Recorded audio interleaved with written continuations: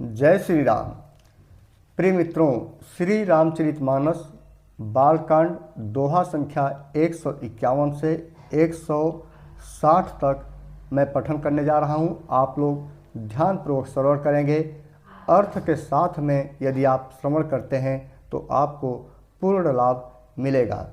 यदि कोई पाठकगण बीच की कड़ी में कोई बीच का वीडियो आप लोग देख रहे हैं तो मैं आप लोगों से प्रार्थना करूंगा कि स्टार्ट से श्री रामचरितमानस का पहले भाग से मैं स्टार्ट किया हूं, दोहा संख्या 1 से पारायण विधि से, वहां से प्रारंभ करें और संपूर्ण रामायण अर्थ के साथ आप पठन करें। तो चलिए शुरू करते हैं 151 से।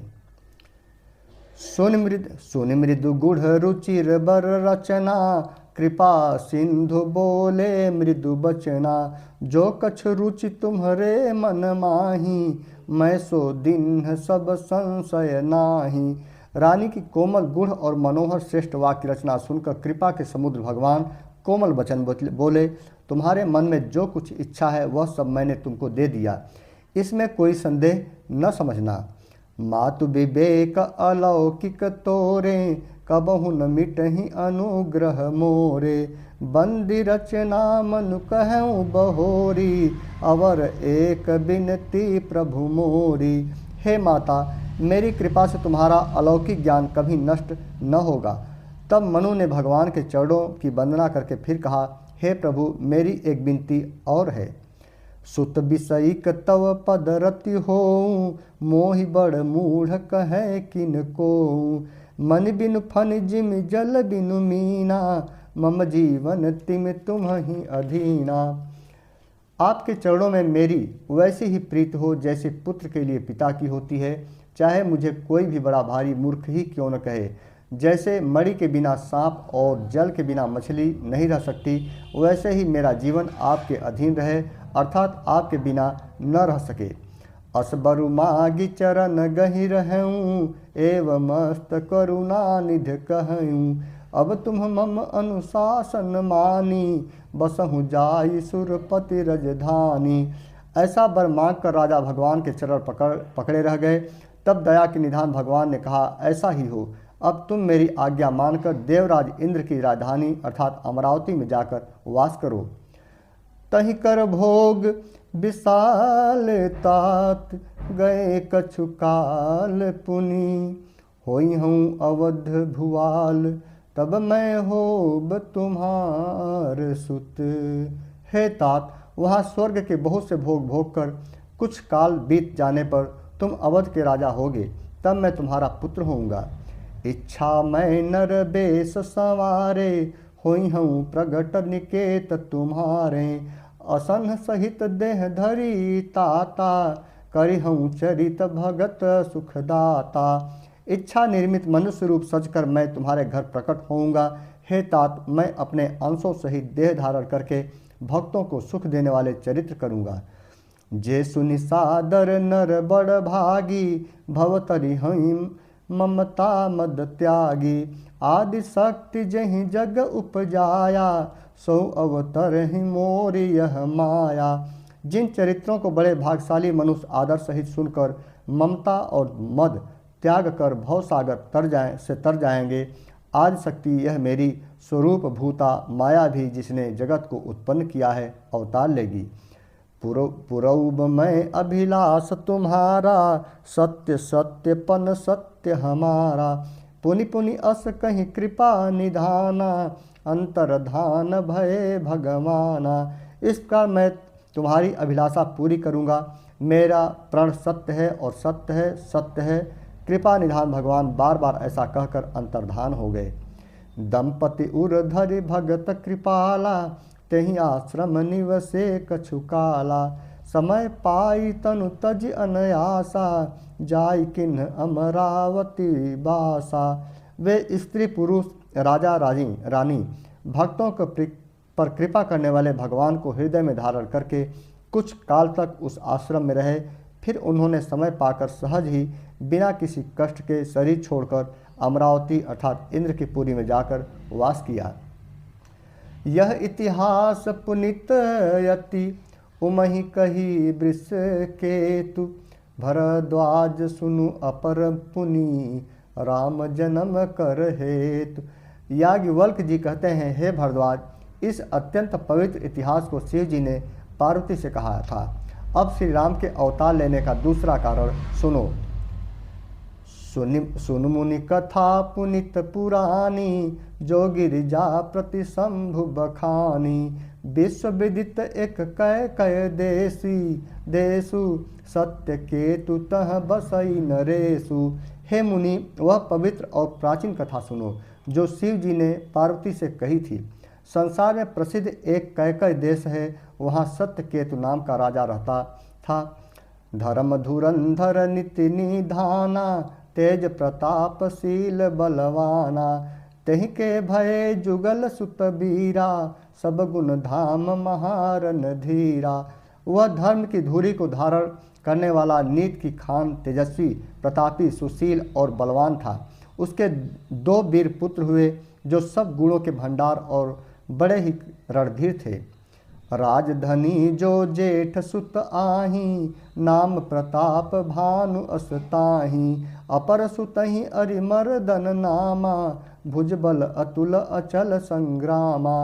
राज्य का उत्तराधिकारी जो बड़ा लड़का था, उसका नाम प्रतापभान था। दूसरे पुत्र का नाम अरिमर्दन था, जिसकी भुजाओं में अपार बल था और जो युद्ध में पर्वत के समान अटल रहता था। भाई भाई परम समीति, सकल दोष छल बरजित प्रीति। जेठे सुतहि राज नृप दिन्हा, हरहित आप गवन बन किन्हा। भाई भाई में बड़ा मेल और सब प्रकार के दोषों और छलों से रहित अर्थात सच्ची प्रीति थी। राजा ने जेठ पुत्र को राज्य दे दिया और आप भगवान के भजन के लिए वन को चल दिया। जब प्रताप रवि भयऊ नृप, फिर दोहाई देश। प्रजापाल अति वेद विधि, कतहूँ नहीं अघलेश। जब प्रताप भान राजा हुआ, देश में उसकी दुहाई फिर गई। वह वेद में बताई हुई विधि के अनुसार उत्तम रीति से प्रजा का पालन करने लगा। उसके राज में पाप का कहीं लेश भी नहीं रह गया। नृपहित कारक सचिव सयाना, नाम धर्म रुचि शुक्र समाना। सचिव सयान बंधु बलबीरा, आप प्रताप पुंजरन धीरा।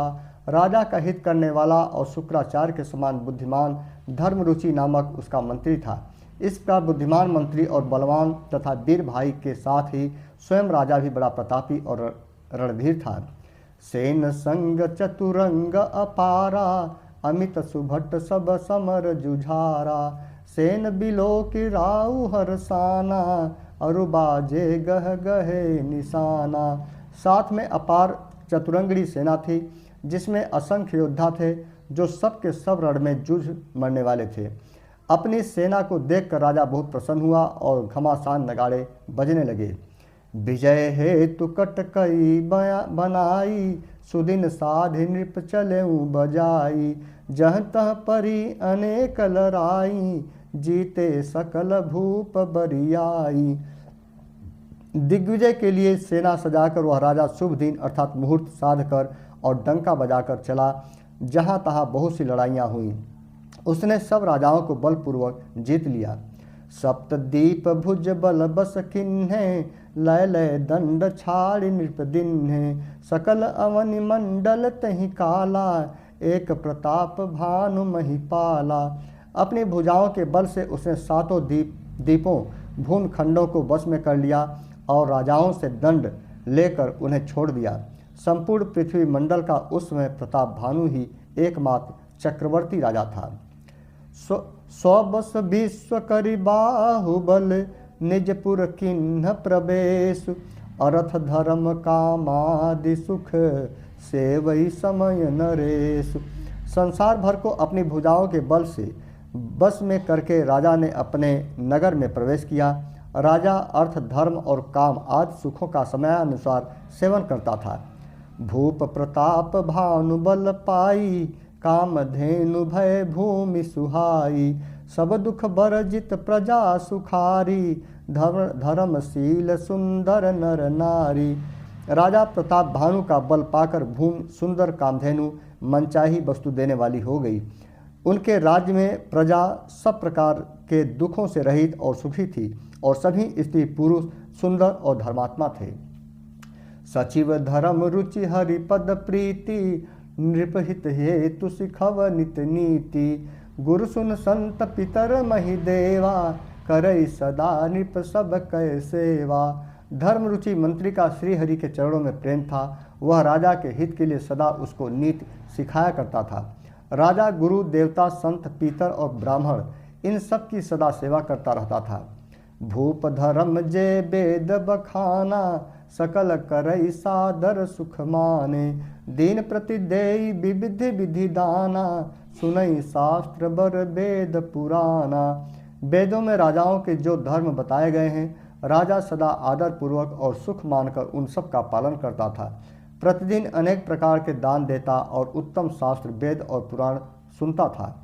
नाना बापी कूप तड़ागा, सुमन बाटिका सुंदर बागा। विप्र भवन सुर भवन सुहाए, सब तीरथन विचित्र बनाए। उसने बहुत सी बावलियाँ, कुएं, तालाब, फुलवाड़ियाँ, सुंदर बगीचे, ब्राह्मणों के लिए घर और देवताओं के सुंदर विचित्र मंदिर सब तीर्थों में बनवाए। जहाँ लगी कहे पुराण श्रुति, एक एक सब जाग। बार बार सहस्त्र सहस्र नृप, किए सहित अनुराग। वेद और पुराणों में जितने प्रकार के यज्ञ कहे गए हैं, राजा ने एक एक करके उन सब यज्ञों का प्रेम सहित हजार हजार बार किया।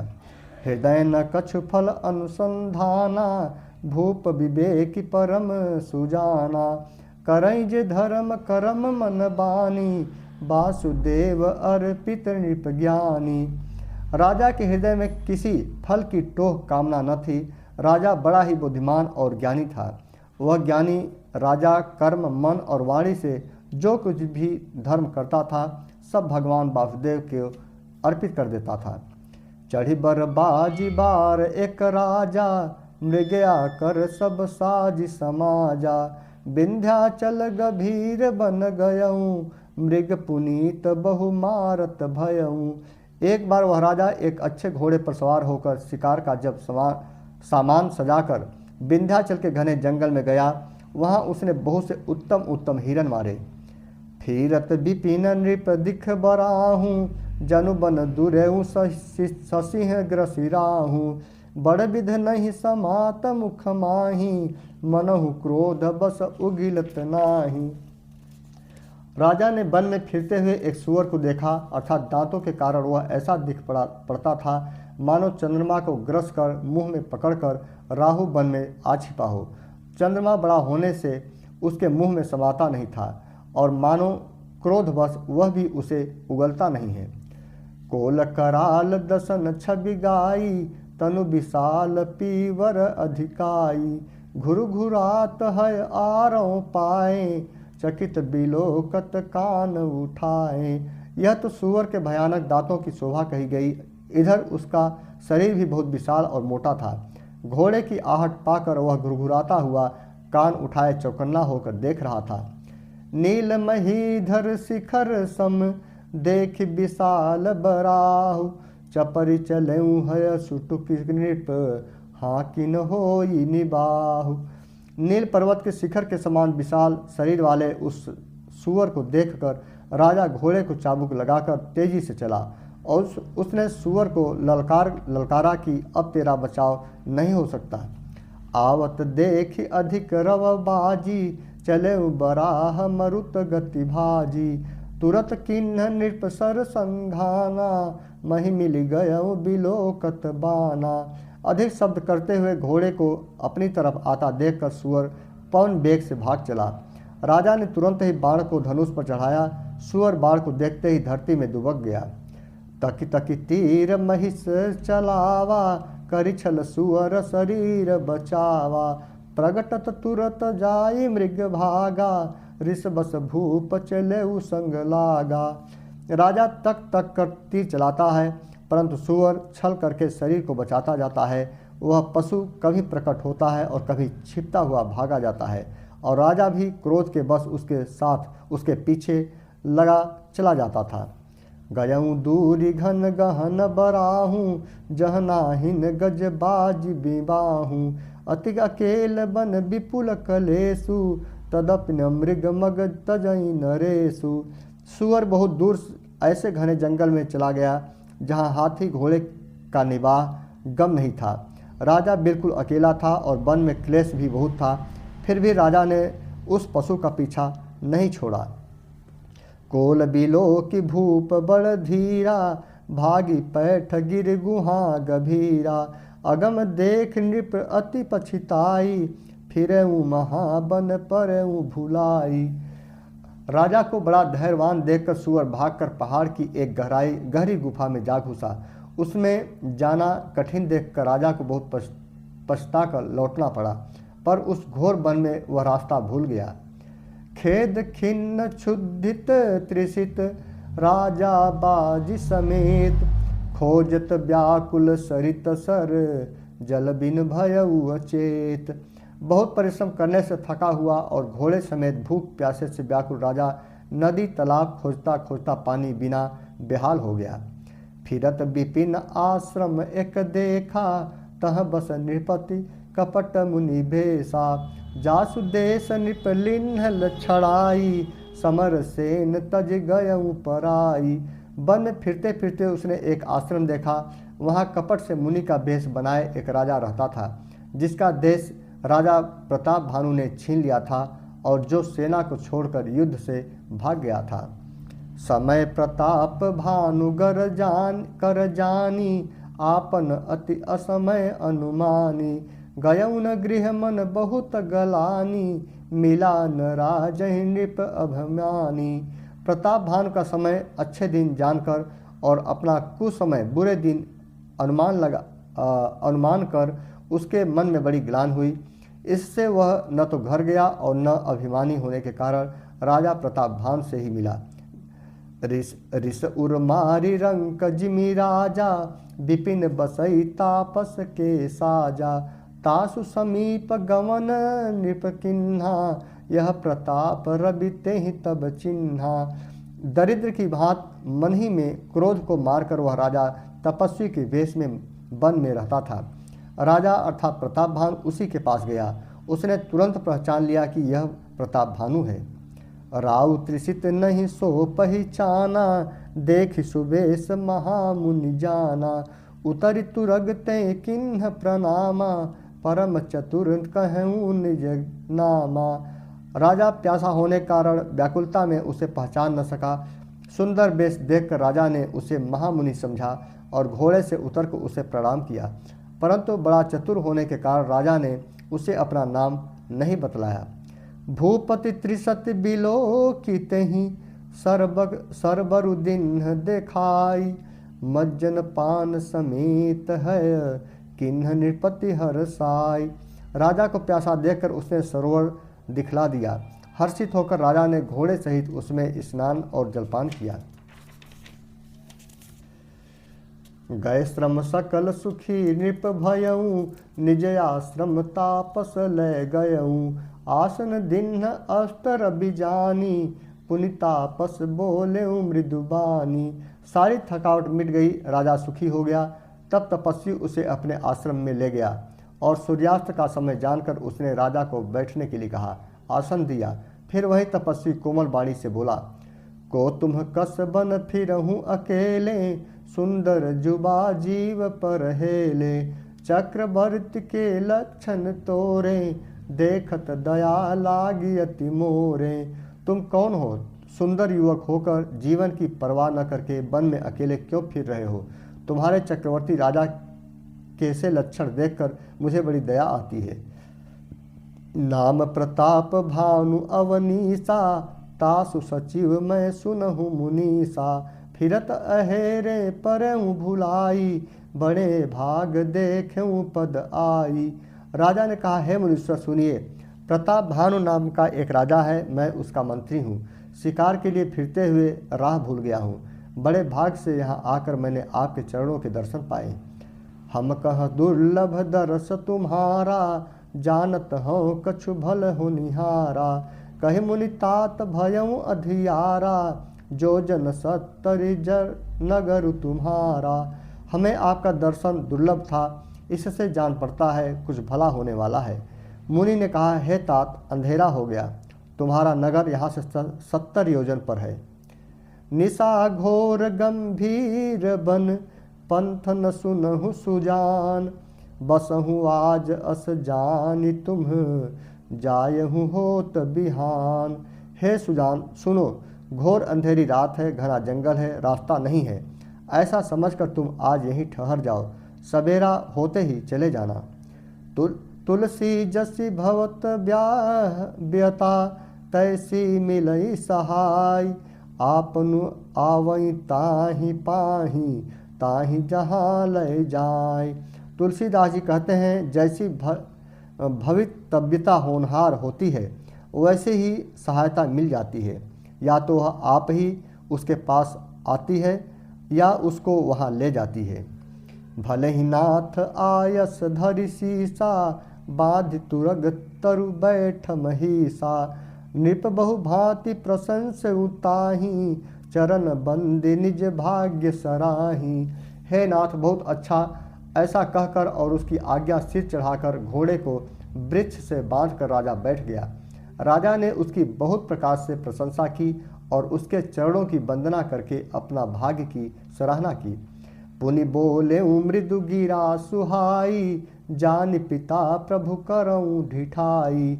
मोहि मुनीस सूत सेवक जानी, नाथ नाम निज कहूँ बखानी। फिर सुंदर कोमल वाणी से कहा, हे प्रभु, आपको पिता जानकर मैं ढिठाई करता हूँ। हे मुनीश्वर, मुझे अपना पुत्र और सेवक जानकर अपना नाम धाम विस्तार से बताइए।